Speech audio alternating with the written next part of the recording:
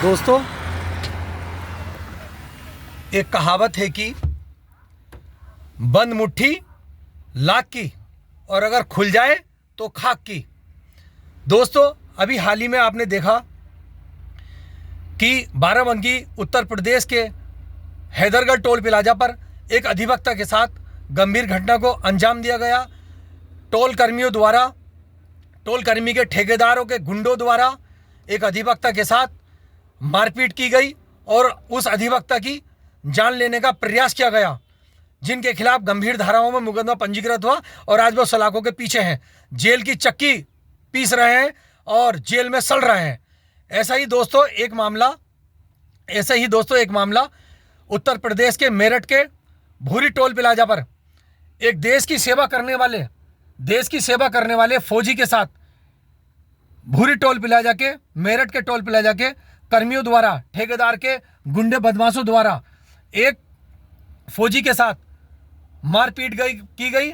फौजी को खंबे से, पोल से बांधकर उन गुंडों ने मारा पीटा और उस फौजी की जान लेने की कोशिश की गई, जो कि एक देश की सेवा करता है।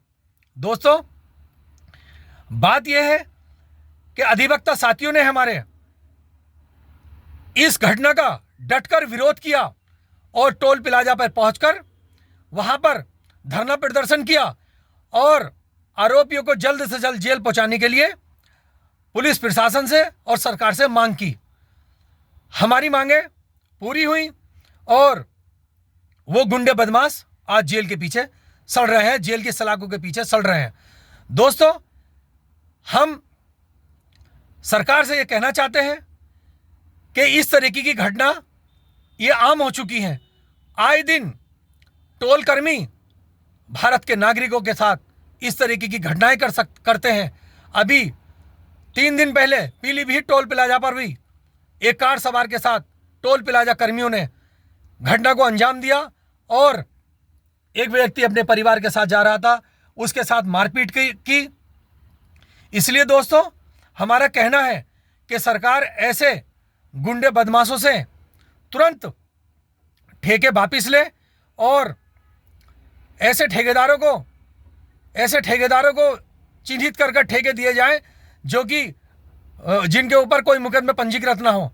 दोस्तों, ये अधिवक्ता साथियों की एकता को देखते हुए सरकार ने, NHAI ने इन गुंडे बदमाश बाराबंकी बहादुरगढ़ टोल प्लाजा के ठेके को निरस्त कर दिया, समाप्त कर दिया।